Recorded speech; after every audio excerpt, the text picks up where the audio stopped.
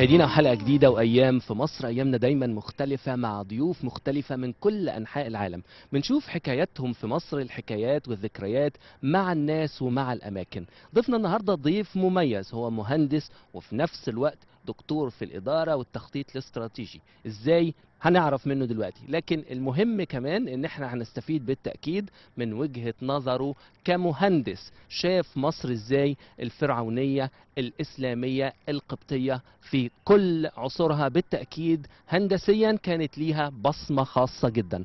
دكتور أكرم المصري، أهلا بيك معنا على شاشة المصرية من ليبيا الشقيقة. اهلا وسهلا بك. نبتدي كمهندس. مصر هندسيا على مر العصور، بداية من العصور الفرعونية حتى الآن، كمهندس أي العصور بيستوقفك وبيستهويك؟ من ناحية هذه صعب جدا أن تختار فيما بينهم. مصر غنية جدا في جميع مراحلها وفي جميع الحقب التاريخية بأعمالها المعمارية، ابتداء من الفراعنة وانتهاء بالعصر الحديث. باختصار بسيط جدا. لكن ما فيش عصر معين انت حاسس انه كان فعلا معجزة هندسية؟ الاعمال ديت لما اتعملت في الفترة الزمنية دي كان شيء معجز لان لم تتوفر آلات معينة مثلا او حسابات معينة؟ من كلامك أنت تلمح إلى الحضارة انا الفرعونية. لا ألمح الى شيء، انا حابب اسمع منك. لا، قياسا بالإمكانيات أكيد. هو لماذا الحديث عن هذا الأمر؟ قلت لك ان كل المراحل مميزة وفقا الى امكانياتها. مثلا الحضارة الفرعونية على سبيل المثال للحصر، عندما تدرس الحضارة، درسناها احنا طلبة في كلية العمارة، جميل جدا انك تدرس هذه المباني وهذه المشاريع العمرانية او المشاريع الهندسية اللي وجدت في ذلك العصر بمقاييس ذلك العصر، هي معجزة. اوكي، هذا للامر البسيط. لكن الفكر الانساني والابداع يختلف من مرحله لمرحله ويعبر عنه في مراحل بادوات وباساليب اخرى. بالتالي انا ارى ان الناحيه المعماريه في كل الازمنه تلائم الانسان في نفس المرحله. قراءتك اليوم الى مثلا نحكي على الاهرام، ان مقبره بهذا الحجم معجزة في إنشائها. ما قيمتها الحقيقية؟ لا تتعدى أن كونها مقبرة، يعني واضح. لكن في ذلك العصر، في تلك مقبرة بتحكي تاريخ وثقافة وفكر إذن هنا التعريف في ذلك العصر في تلك الثقافة كان هذا الأمر مهم جدا، على اختلاف في عصور أخرى. كان مثلا كل سلطان بدل ما يعمل لنفسه مقبرة كان يعمل لنفسه قصر، مع الاختلاف. يعني لو نجي نشوفوا المسجد مثلا في العمارة الإسلامية، كل سلطان يعمل مسجد. عندكم مسجد طالون، ابن طالون، عند ابن طولون. عندك المساجد في القاهرة القديمة ذات الألف مئذنة، كل سلطان يعمل لنفسه مسجد. هو نوع من أنواع التخليد، هي الفلسفة واحدة واختلاف في التعبير والأدوات. طيب، كلام فلسفي ورد فلسفي. خلينا نحاول نكون بسطاء قليلا ونفتكر أول يوم حضرتك أو أول مرة حضرتك زرت فيها مصر. رحت فين وإيه المكان اللي كنت حريص إن يكون أول مكان تزوره؟ هرم سقارة. هرم هندسي إذن برضه. عشان كده أنا كنت طالب في كلية الهندسة قسم عمارة، كان فيه مادة تاريخ العمارة واحد. كان من ضمن الشابترز، الفصول اللي تتناولها الحضارة الفرعونية. وكان أنا كطالب كان مطلوب مني مشروع. كان الدكتور اللي درس في هذه المادة في ذلك الوقت الدكتور مصطفى المزوغي، واشتغلت على الهرم بالكامل، بالرسومات، بكل ما يتعلق بالهرم وطريقة بنائه، وكيف كان انه هو في الاول عبارة عن مصطبة وتمت ان تمت الاضافات عليه وكل الامور هذه. بالتالي الكلام هذا كان تقريبا في ال 85 او 86 تقريبا. وفي اول زيارة لي في مصر بعد ما فتحت العلاقات الليبية المصرية، كانت في اول زيارة جيت لمصر سنة 89 تقريبا. اول مكان زرته هو هرم سقارة. احاسيسك ومشاعرك سواء كطالب بيدرس هندسة أو كإنسان وشاب في مقتبل العمر وواقف قدام هذا العمل المعماري الرائع؟ ولا هنا موضوع فلسفي لو مش نفكر. عايزين لا، بعيد. لا. أنا بنتكلم كإنسان. هو شوف انك انت تشوف اي صرح بهذا الحجم هو عمل كبير جدا. ولا دائما نحن يعني دائما لا نقيس الماضي بعقل العصر الحالي. يجب ان كل الامور بكاملها يجب ان تقاس بنظرة الزمن في ذلك الوقت. بالتالي هي نجحت الرسالة الأصلية في وجود هرم سقارة أو في أي هرم آخر. من مدى نجاح الرسالة هي نجحت الرسالة 100%، بدليل إلى اليوم بعد كم ألف سنة نزور المكان ونعرف أن هذا مدفن، وما زال الناس تبحث عن الأسرار وتبحث عن المداخل الحقيقية والمداخل الوهمية، ولماذا فكر المعماري بهذا الطريقة في ذلك الوقت، وندرسه ونضعه في فرضيات. إذن هو نجح وخلد الاسم صاحب المكان، تم تخليده. طيب خلينا نبتعد عن العصر الفرعوني والآثار الفرعونية وننتقل.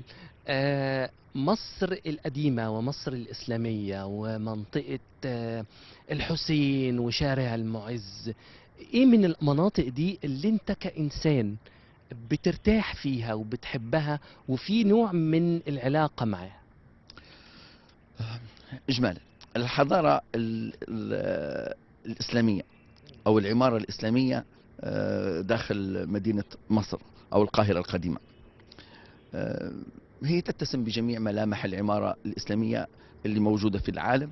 مع حضرتك هتاخدني للنظرة الفلسفية الهندسية، أنا عايز وجهة نظر حضرتك. الإنسان لما بتكون في المكان ده هل اوكي، اولا الكلام اللي قبل بنقدم لك باسلوب محدد بعدين بنقودك. انا اشد ما يؤلمني التشويه اللي يتم عليها ببساطه جدا هيك مباشره. الكلام ما تم عندما يزور الانسان هذا المكان ويتخيل او بلاش يتخيل، نتكلم على اي مكان تحديدا؟ شارع المعز، الحسين، يعني مثلا نتكلموا على شارع الحسين، اوكي، منطقه الحسين تحديدا. لما جيت اتكلم ما تم، انا اتمنى ان يرجعوا للرسومات القديمه على الاقل. في رسومات اللي كانت مرسومه باليد تتناول في حقبات مختلفه من التاريخ هذه الاماكن، ومفروض ما بعد ذلك من التاريخ نحن نضيف لهذه القيمه لا نفقدها من قيمتها. هذا في الاصل. بالتالي انسان لديه كنوز يجب ان يحافظ عليها ويأكد على قيمتها بعدم تشويهها، باهتمامها بيئيا، الاهتمام بالمحيط البيئي، الاهتمام بالمبنى وإطالة عمره. مجموعة الأشياء هذه بقدر ما سعى المهندس البسيط في ذلك الوقت على تجميله بقدر ما يد الإهمال طالتها. برضو نظرة فلسفية وهندسية. وعلي، دعنا ننتقل لبلد زرته ولنبدأ بالبلاد العربية. كان لي دفء خاص أو كان لي علامة خاصة في قلب حضرتك. دمشق كمدينة نفس الشيء تقريبا. أنا زرت دمشق قبل القاهرة ب4 سنوات تقريبا. أول زيارة لي كانت تقريبا في 84 لدمشق. دمشق نفس النظام، كان الاهتمام بالمدينة بالناحية المعمارية. يعني أنت حصرتني في الإطار المعماري بعيدا. حضرتك اللي أنا بسأل كتجربتك الإنسانية وأصر عليها، لكن حضرتك تحدثني دائما كمهندس معماري. أنا زرت دمشق، كانت المدينة، أنا اهتميت بالمدينة القديمة بسوق الأحمدية في زيارات دائما. وأنت في مقتبل العمر ترتبط كل اهتماماتك بمحور حياتك في ذلك الوقت هي الدراسة. أنا دخلت كلية الهندسة قسم عمارة إلى أن تخرجت. محور زياراتي بالكامل تتسم الاهتمام بالناحية المعمارية والفراغات المعمارية والأماكن والمباني المشهورة، مرورا بجميع الدول اللي زرتهم في تلك المرحلة. يعني أنا من الناس أعتقد أني أو أظن أنني محظوظ جدا أني زرت أكثر من 20 دولة بالتالي كان اهتماماتي تنحصر في زيارة الأماكن اللي نتناولها بالدراسة أو بالأمثلة من خلال الدوريات العلمية أو المجلات. لكن حتى وحضرتك بتزور الاماكن دي ودايما في بالك المنظور الهندسي او المنظور العلمي، ما بيحصلش احيانا انك بتنفصل شويه عن الواقع دوت وبتتناول المكان بشكل انساني، بتتواصل مع المكان؟ يعني هو ده سؤالي. هو الأمر بسيط جدا. الأمر أنك لا هما وجهان لعملة واحدة. هو المعماري ما هو إلا إنسان. هو أنت تنظر إلى الأمر غير نظرة الإنسان العادي، بحكم أنا دائما أرى في العمارة هي الهندسة، هي الفن الوظيفي. بالتالي كل الأشكال وكل الحجوم في أبعادها الثلاثة هي ما هي إلا منحوتات فنية يستخدمها الإنسان لتأدية وظيفة في فراغاته، في شوارعه، في كل شيء. بالتالي يعني ننظر إلى الأمر من خلال هذا، وما مدى انطباعي أو راحتي أو ما ينعكس على نفسيتي هي انعكاس لما أحس به كإنسان. بس أنني معماري ضمن هذا، زي ما نظرت كل صاحب وظيفة إلى وظيفته، من خلال وظيفته إلى الحياة. طيب خلينا نسأل سؤال بقى، هنشوف حضرتك هتجاوبنا معماريا ولا إنسانيا. بالتأكيد. لكن لو هنزور طرابلس مع حضرتك وهتاخدنا في جولة نشاهد فيها ونتابع فيها أهم ملامح مدينة طرابلس عاصمة ليبيا الشقيقة، هنزور إيه وإيه الحاجات اللي هنستمتع بيها مع حضرتك؟ صعب جدا هو، لكن الأمر باهي. باهي طبعا، كلمة باهي بمعنى طيب.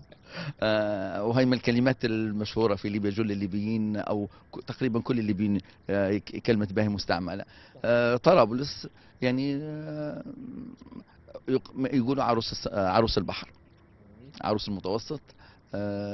مدينة ما نبوش نقولوا يعني عمرها تقريبا 2500 سنة، مرورا توالى عليها من الأغريق والرومان والوندال، انتهاء بالفتح الإسلامي وإلى اليوم، مرورا بحقبة الاستعمار الإيطالي، مرورا بالدولة العثمانية قبل حقبة الاستعمار الإيطالي. بالتالي مر العصور، هذا نتج عنها أو تداول الدول على هذه المنطقة نتج عنها مجموعة متنوعة وغنية بالمباني والأثار. لعل من أقدمها في طرابلس قوس ماركس، أحد أهم الملامح والعناصر الأساسية. مدينة طرابلس حاليا تقريبا الفرق ما بين بداية تأسيس قوس ماركس إلى اليوم تقريبا أكثر من عرفنا بس على قوس ماركس ونعرف السادة المشاهدين. هو عبارة عن قوس روماني. عادة المدن الرومانية عندما تقام المدن الرومانية تبنى يتعمل فيها شارعين متعامدين. هذه قاعدة في التصميم، شارعين متعامدين يكون نقطة التقائهم القوس هدايا عبارة عن قوس مربع الشكل أو على شكل مكعب مفرغ من في 4 أضلاع، تستمر الامتداد محور في هذا الاتجاه ومحور في هذا الاتجاه، موجود في جل أو أعتقد هذا السمة الرئيسية في تصميم المدن الرومانية. هذا العنصر الرئيسي اللي موجود في طرابلس. طب الناس في طرابلس ايه اهم المهن او الحرف اللي بتمتهنها؟ ما قلتلكش السؤال، باقي سؤال. حضرتك خدتني برضو اجاوبت من الناحيه المعماريه الهندسيه، فاذا ملامح طرابلس انت طلبت اهم عالم طرابلس. انا بديت لك بمعلم واحد اللي هو الروماني. انا استطيع ان اقودك الى عده ملامح اخرى عموما. انا هقول لحضرتك حاجه، خلينا نطلع لفاصل مع مشاهدينا الكرام، وبعد الفاصل هنعود ونستكمل الجوله، وارجو انها تكون جوله فيها قدر من الملامح الإنسانية أكتر مع دكتور أكرم المصري في طرابلس الشقيقة بعد الفاصل. أملي دايما كان يا بلدي إني أرجع لك يا بلدي وأفضل دايما جنبك على طول. دكتور أكرم المصري من ليبيا الشقيقة، المهندس المعماري بالتأكيد، وليبيا وطرابلس، الملامح الإنسانية اللي أنا ممكن ألمسها والملامح اللي فيها خبرات حياتية ممكن تكون مختلفة في طرابلس. إجمالا الشعب الليبي شعب طيب جدا، بسيط في أغلب مناحي الحياة. تلمس هذا داخل كل بيت ليبي تقريبا، يصطبغ به صبغة الممارسة اليومية في الحياة اليومية، بعيدا عن أي صراع فكري أو سياسي. هو إنسان بسيط في حياته اليومية في إجمالا، من خلال مصطلحاته، من خلال الأمثلة الشعبية، من خلال الكلمات المتداولة. يعني بمناسبة الأمثلة الشعبية بقى، إيه اللي يجي على بالك من الأمثلة الشعبية الليبية اللي قد يكون لها مقارب في الأمثلة الشعبية المصرية؟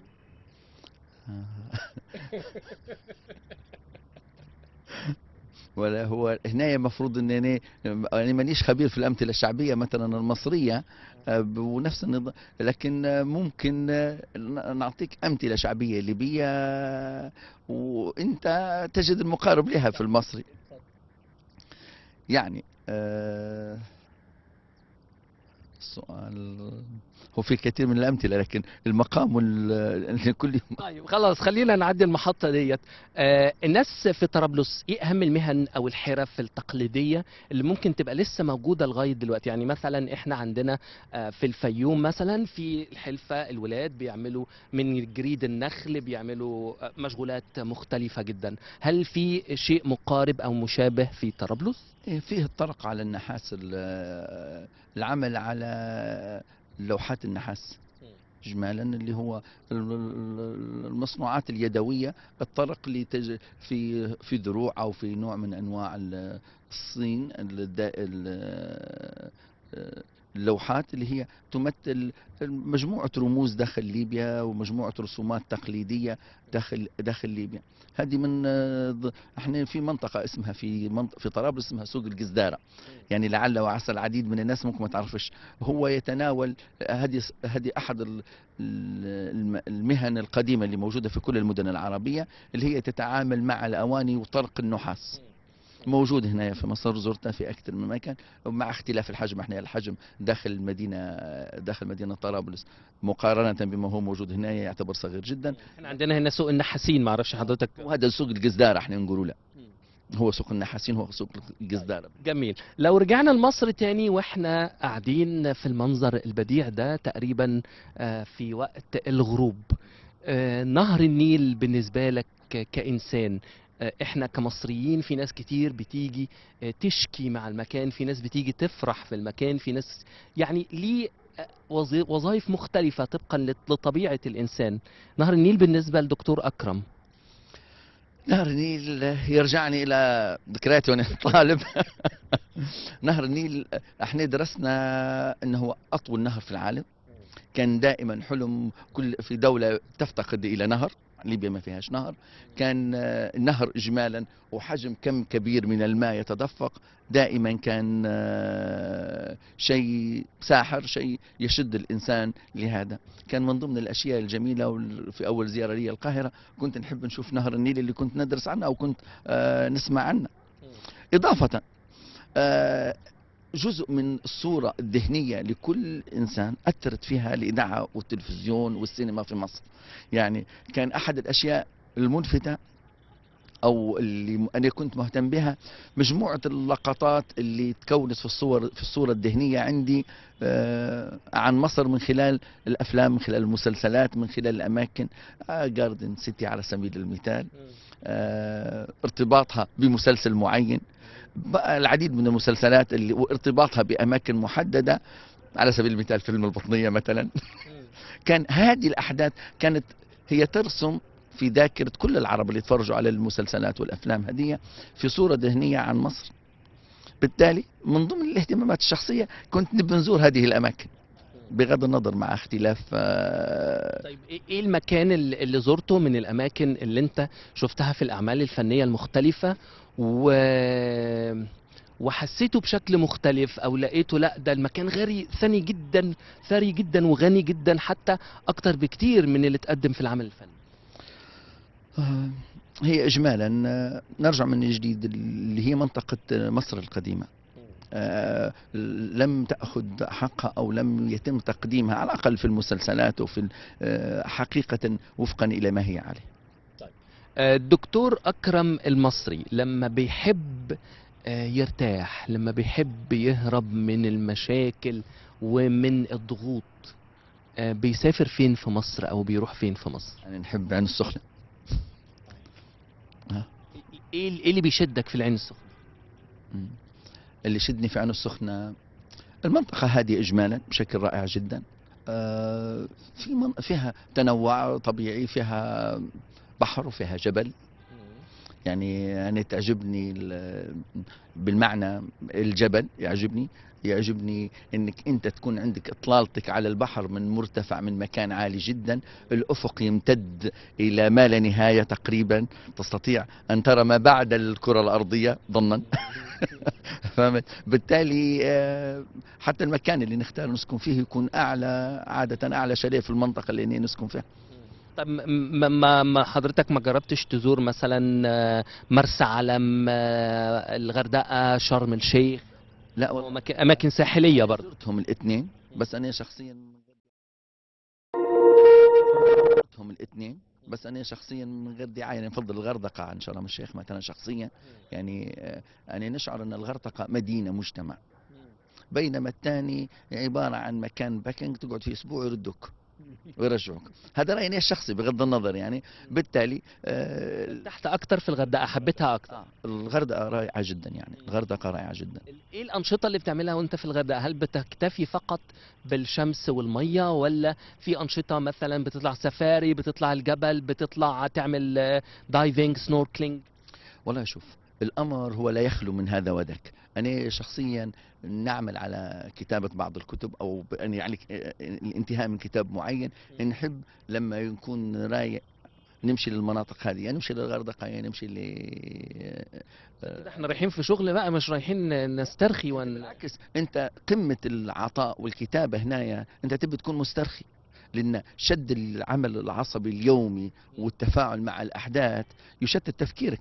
أنت لما تبي تكتب تعبر عن فكرة معينة أو تريد أن توصل رأيك بوضوح، يجب أن يكون واضح لديك أنت الأول بكامل، في صفاء كامل، وأنت تستطيع أن تتخذ قراراتك بوضوح وتعبر عن نفسك بكامل الوضوح. لو حضرتك بقى كأستاذ للإدارة والتخطيط الاستراتيجي هتختار مكان سياحي في مصر، أو حتى مكان ثقافي، تعمل لي نوع من إعادة التأهيل أو من الإصدار الصحيح، هتختار أي مكان وهتعمل فيه إيه؟ إجمالا هي منطقة الأهرامات، منطقة الأهرامات في الجيزة منطقة مهمة جدا، لم تلقى أو أعتقد أنها لم تأخذ حظها كفاية، محتاجة إلى تطوير بالكامل في نوعية الخدمة المقدمة للسائح الزبون والنشاط المقدم في هذا المكان. يعني يجب أن ينظر إليه نظرة جيدة، ويكون أحد أهم عناصر تنشيط السياحة في مصر. أهرامات مصر معروفة في العالم بالكامل، لكن الخدمة المقدمة هي المشكلة. هل تخطيط المنطقة هندسيا هيعاد مثلا تخطيطها طبقا لحضرتك؟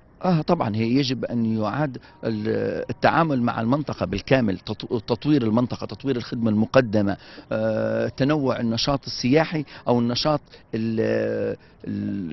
اللي سوف يقدم تعريف السائح على الآثار المصرية. يعني هذا أكبر متحف طبيعي في العالم، أو متحف واقع على الأرض موجود بالكامل. هنعمل فيها إيه عشان نقدمها بشكل جديد؟ طبعا هي مجموعة أفكار ومجموعة نقاط، بس لعل أهمها وأسهلها هي تحسين الخدمة وإضافة أنواع أخرى من النشاطات اللي تقدم في المنطقة نفسها. طيب دكتور أكرم المصري من ليبيا الشقيقة، شرفتنا. وأخيرا، لما بتدندن مع نفسك أو بتحب تسمع موسيقى أو طرب، بتسمع لمين؟ أم كلثوم. في حاجة معينة لأم كلثوم؟ بعيد عنك حياتي عذاب. فتبعدنيش بعيد عنك. طيب خلينا نروح ونسمع الرائعة كوكب الشرق أم كلثوم، وده يكون أفضل ختام لحلقتنا النهاردة. خلك معايا